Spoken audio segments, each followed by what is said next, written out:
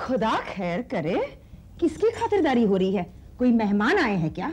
नहीं बड़ी आपा, वो भाभी की तबीयत ठीक नहीं है, इसलिए ये दूध उनके लिए लेके जा रही हूँ। जहीर मियाँ कहाँ है?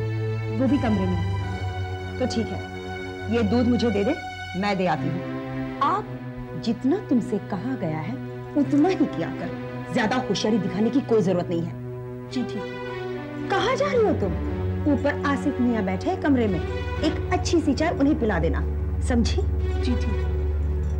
मैं समझ सकता हूँ आपके दिल पर क्या गुजरी है, लेकिन क्या किया जाए। बड़ी आपा आयशा की जुदाई बर्दाश्त नहीं कर पा रही है। उनका जहन अपने आप ही में नहीं है, शायद इसीलिए उन्होंने। मैं आपकी सब बात मानती हूँ, लेकिन इस हादसे से मेरा क्या ताल्लुक है? क्या मैं आयशा के जाने से खुश हूँ? क्या मैंने जानबूझकर? हादसे जानबूझकर नहीं होते।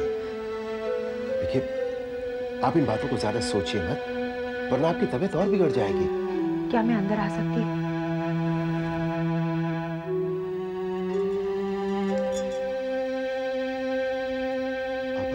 आपने क्यों तकलीफ की?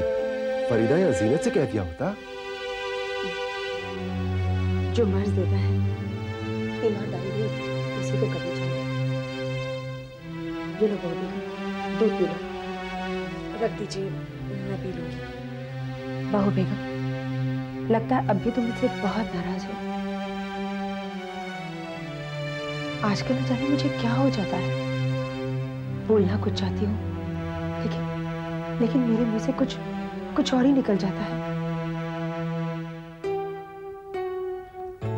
जहीर, मेरे भाई, समझाओ ना बहू बेगम को। बचपन में जब आयशा को हल्की सी खरोश आ जाती थी तो मैं कैसे उसे गोद में उठाकर पागलों की तरह डॉक्टर के पास भागती थी। और वही हमें जख्म देकर चली गई।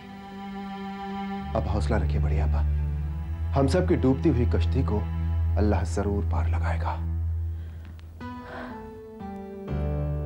बहू बेगम, अगर गुस्से में मैंने कुछ कह दिया हो तो मुझे माफ कर देना।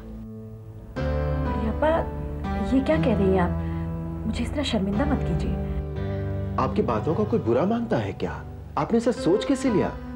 अब आप जाकर आराम कीजिए, मुझे कुछ नहीं हुआ है। तुम सच कह रही हो ना? मैं बहुत फिक्रमंद हो जाती हूँ। नहीं, तुम ये दूध पी लो। मैं पी लूंगी, आप फिक्र मत कीजिए। मेरे सामने पियोगी तो मुझे तसल्ली होगी। पी लो ना।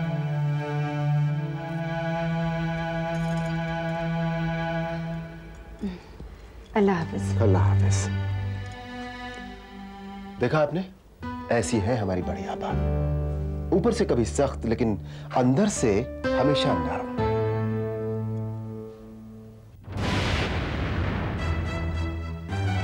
वाह ताहिरा बेगम, वाह, कत्ल भी करती हो और हाथ में कटार तक नहीं। खुदा खैर करे।